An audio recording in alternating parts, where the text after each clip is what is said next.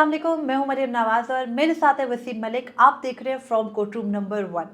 हमने बात करना थी मखसूस नशिस्तों से मुतालिक सुप्रीम कोर्ट के तफसीली फैसले के दूसरे हिस्से की, लेकिन उसको हम दिन के अगले हिस्से में करेंगे। इस वक्त जो गुज़िश्ता रात होने वाली अहम तरीन डेवलपमेंट्स हैं उनके हवाले से बात करते हैं। जस्टिस मंसूर अली शाह ने एक ही दिन में 3 वार कर डाले हैं अपने ही दोस्त जस्टिस काजी फैज़ के उन मुतनाज़ा फैसलों के खिलाफ जो उन्होंने पिछले हफ्ते में हुकूमत के साथ एक पेज पर आते हुए किए। चीफ जस्टिस काजी फैज़ के लिए हुकूमत ने बाकायदा एक ग्राउंड क्रिएट किया और जल्दबाजी में फैसला किया। चीफ जस्टिस काजी फैज़ ने उस जल्दबाजी के फैसले पर अमल दरामद करके अपने मनमाने जज को साथ लाकर जो केसेस फिक्स किए वो भी हमें मुतनाज़े होते नजर आ रहे हैं। इस व्लॉग में हम बात करेंगे कि किस तरह से आइंदा आने वाला हफ्ता हुकूमत के लिए अदालती महाज पर बहुत ही सख्त साबित होने वाला है और इस एक हफ्ते में बाकायदा कुछ जजेस की लेगेसी भी तय होगी, कुछ जजेस की जो साइड है वो भी क्लियर होगी और साथ ही सुप्रीम कोर्ट के अंदर शफाफियत के दावा करने वाले चीफ जस्टिस काजी फैज़ का भी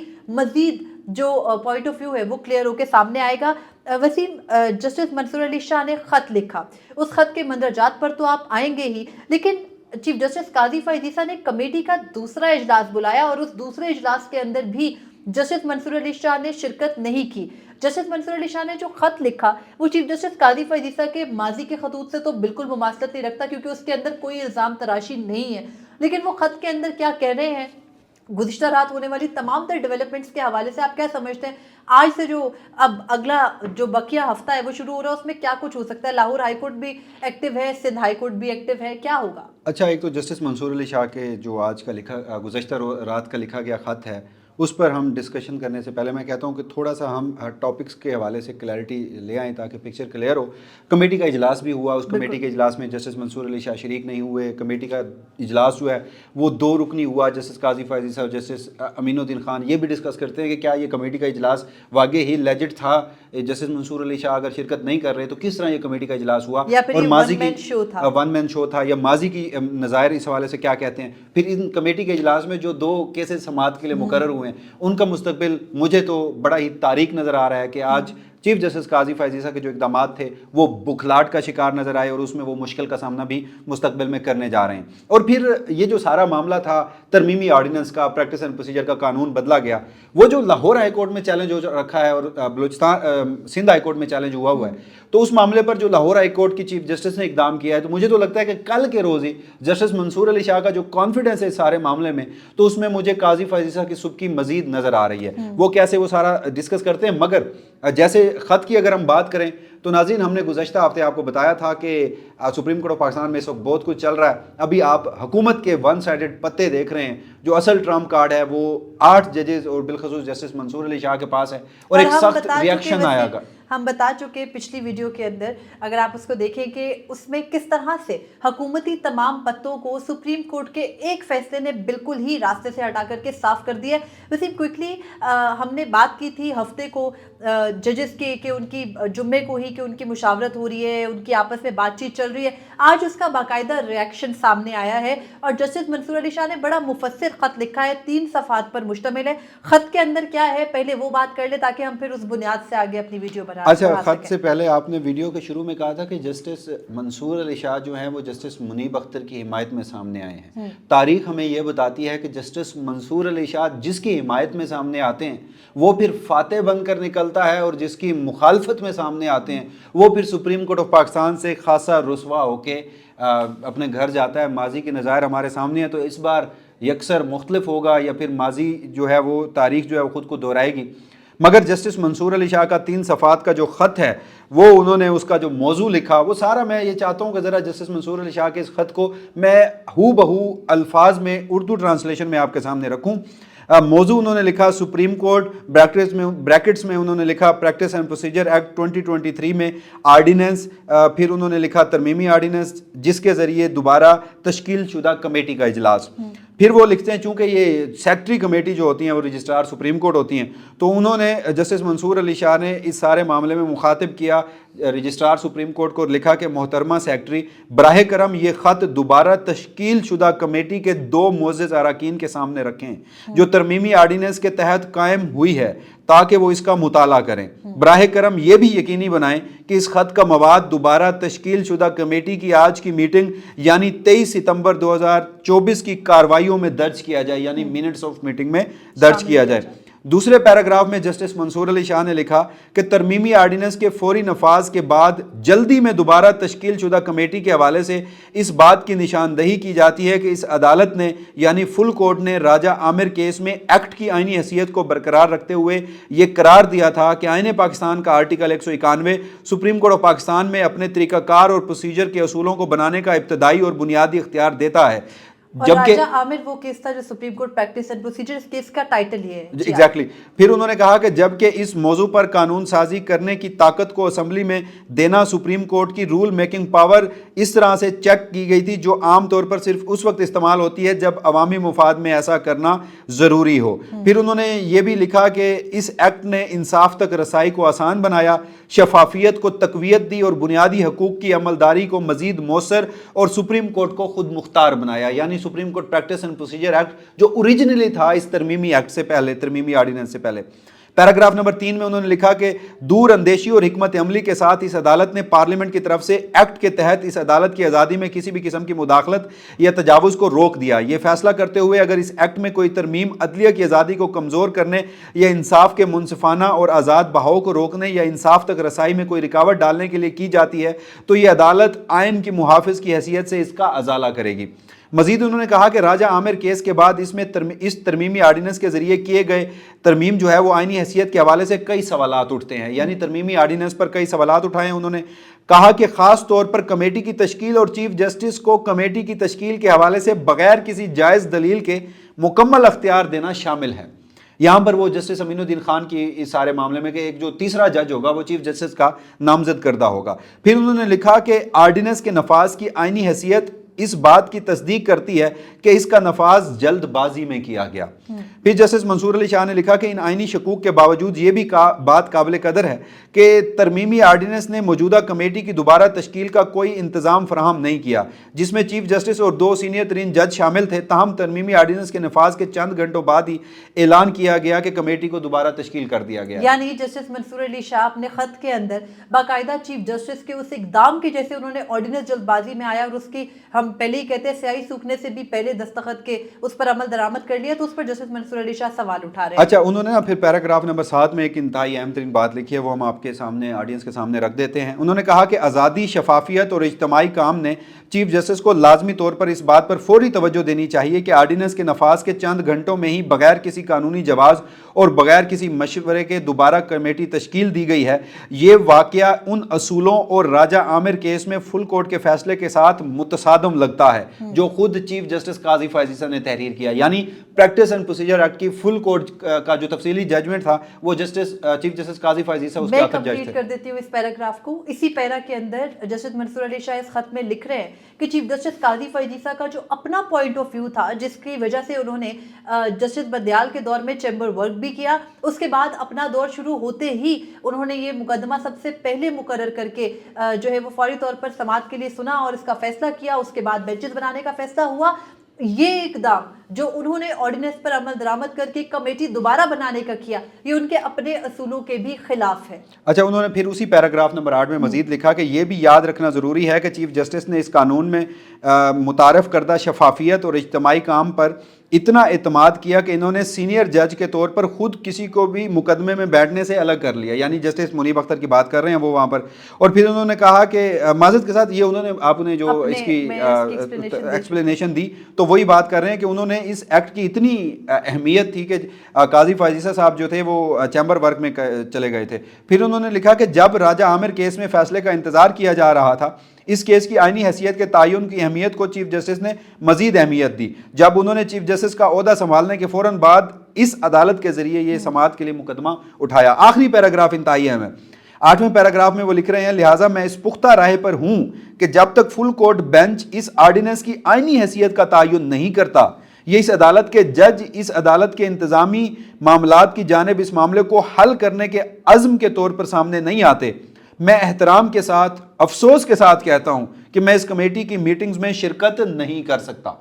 یعنی انہوں نے یہاں پر ایک نیا جو اصول ہے وہ واضح کیا جسٹس منصور علی شاہ نے کہ ایک اور فل کوڈ بنایا جائے اور وہ اس کی آئینی حیثیت کو جانچے. یہاں انہوں نے ماضی کی طرح چیف جسٹس قاضی فائز عیسیٰ کی طرح کسی ضد کا مظاہرہ نہیں کیا کہ جی وہ چیف جسٹس قاضی فائز عیسیٰ نے تو ایسی ضدیں اور ایسے کارنامے سپریم کورٹ آف پاکستان میں انجام دیے ہیں کہ جیسے وہ یہ سمجھتے ہیں کہ اس ملک میں کیا بنی نو انسانی تاریخ میں ان سے کوئی زیادہ ذہین اور کوئی قابل شخص نہیں آیا. وسیم مجھے یہ لگتا ہے کہ اب چیف جسٹس قاضی فائز عیسیٰ قصہ پارینہ ہوتے جا رہے ہیں, ہمیں آگے کی بات کرنی چاہیے. جسٹس منیب اختر کے دفاع میں کھڑے نظر آئے جسٹس منصور علی شاہ, اس سے پہلے بھی وسیم نے یہ بات کی, اور یہاں پر ہمیں تھوڑا سا بیک گراؤنڈ دیکھنے کی ضرورت ہے.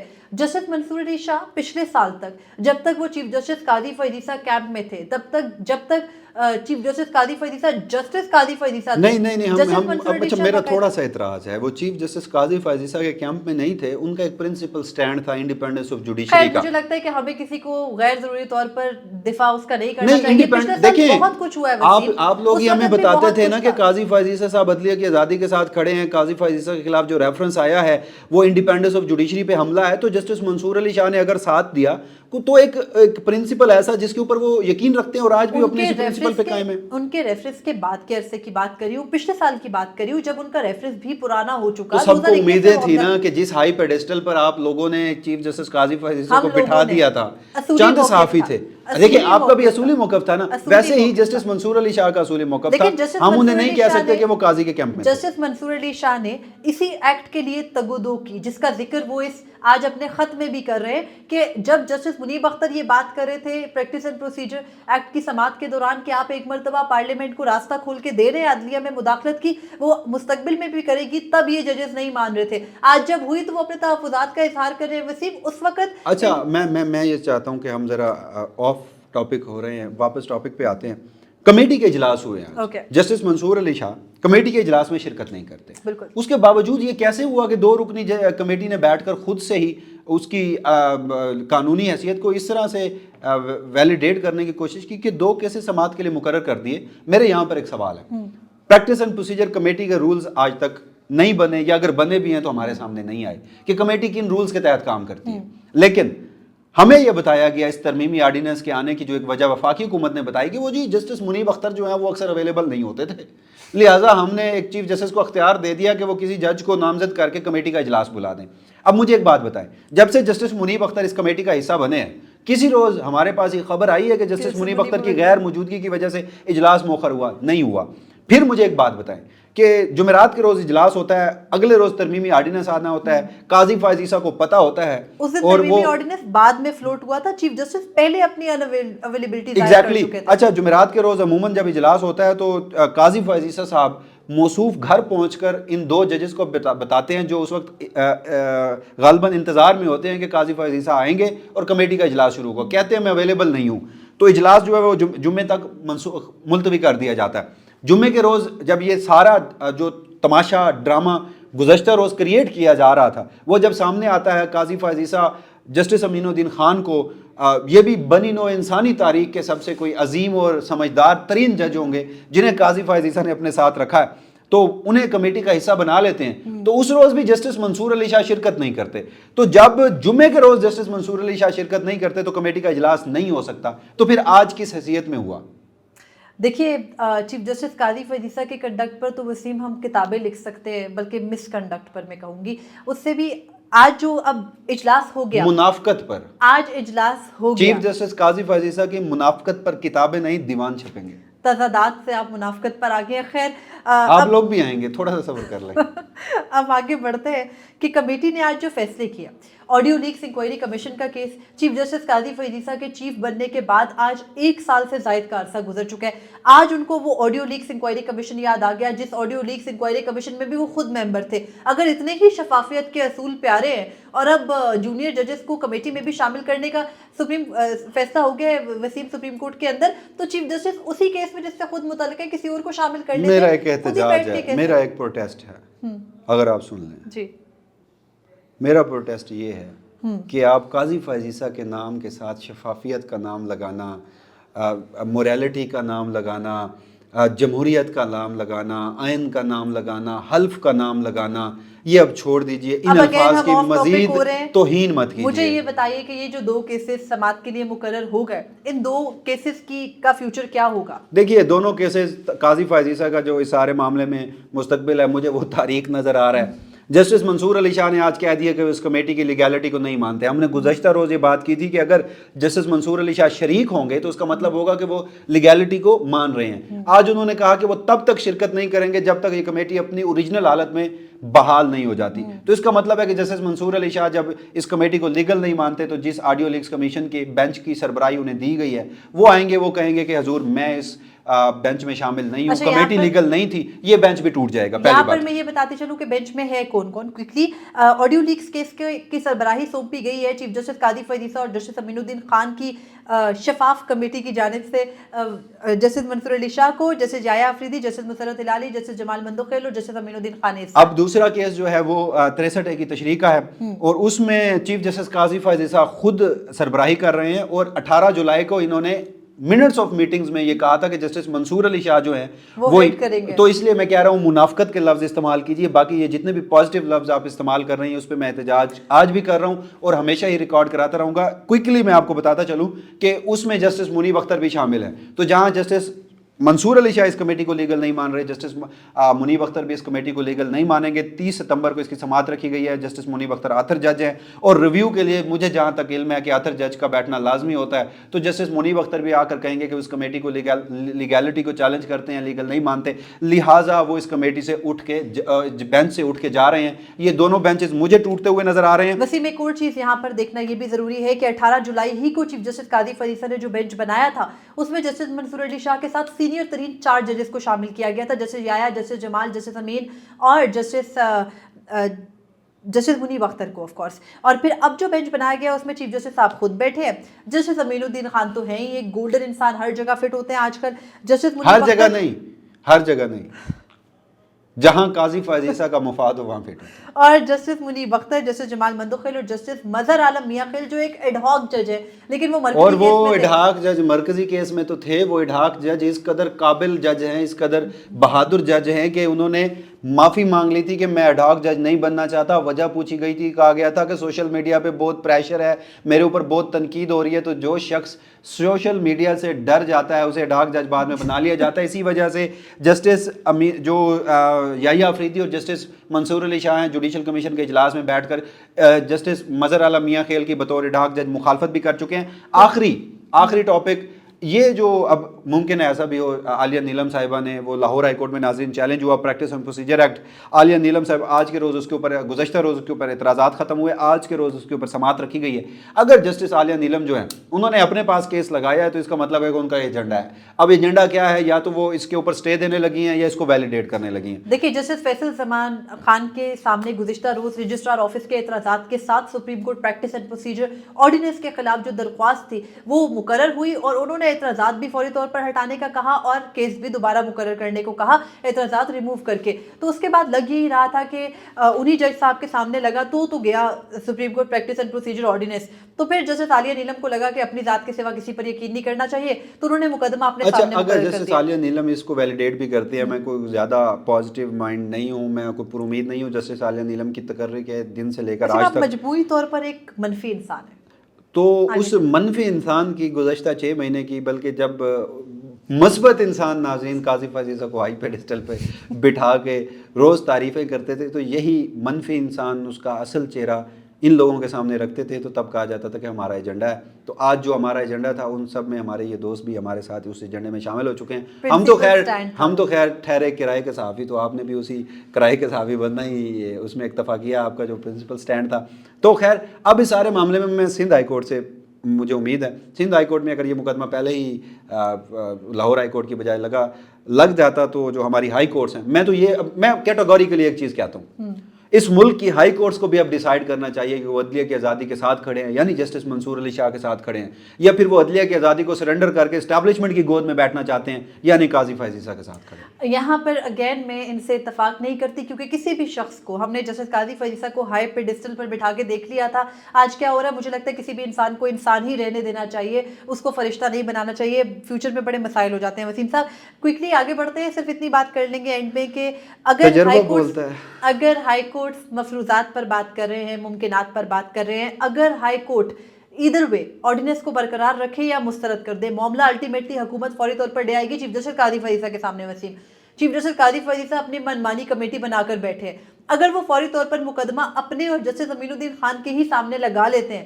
اگر وہ ڈویژن بینچ میں وہاں نہیں جاتا، انٹرا کورٹ اپیل میں نہیں جاتا، تو پھر آپ کو کیا لگتا ہے یہ جو پوری تگ و دو ہے؟ پھر مجھے یہ بتائیں، آتھر جج اگر اس بینچ میں نہ بیٹھے تو مقدمہ نظر ثانی کا کیا کوئی اور اس میں نظیر ہے کہ وہ اپیل سماعت کے لیے مقرر ہو سکتی ہے، کیس آگے بڑھ سکتا ہے انٹیل انلیس آتھر جج سپریم کورٹ میں ایک سرونگ جج بھی ہے؟ اچھا، اب اوکے فائن، اور یہ بھی بات ہے ایک اور کہ چیف جسٹس قاضی فائز عیسیٰ جو supreme court practice and procedure کی اوریجنل ججمنٹ تھی اس کے خود آتھر جج تھے، اور سیکنڈلی یہ کہ جسٹس منصور علی شاہ نے بعد میں 63A کی ترمیم کے معاملے پہ کہہ رہا ہوں کہ جسٹس منیب میں آرڈیننس کے حوالے سے بات کر رہی ہوں، تو آرڈیننس کے حوالے سے کمیٹی بحال بھی ہو جاتی ہے، تو اس کمیٹی نے دوبارہ بیٹھنا ہے، بینچ ٹوٹ جاتا ہے جسٹس منیب بہت اختر کا۔ ساری کمپلیکسٹیز ہیں اور بہت سارے قانونی اس میں مفروضات ہیں جو ہمیں لگ رہا ہے کہ آئندہ آنے والے دنوں میں ہم فیس کریں گے۔ آج دیکھتے ہیں لاہور ہائی کورٹ کیا ڈیسائیڈ کرتی ہے، اور اس کے بعد ہم یہ دیکھیں گے کہ جسٹس عالیہ نیلم کا پریسیڈنٹ جب سیٹ ہو جائے کہ وہ کس طرف کھڑی ہیں، واضح ہو جائے، تو اس کے بعد سندھ ہائی کورٹ بھی ہے جو اس چیز پر ایکٹیو ہو سکتی ہے، اور الٹیمیٹلی معاملہ آنا ہے سپریم کورٹ آف پاکستان میں۔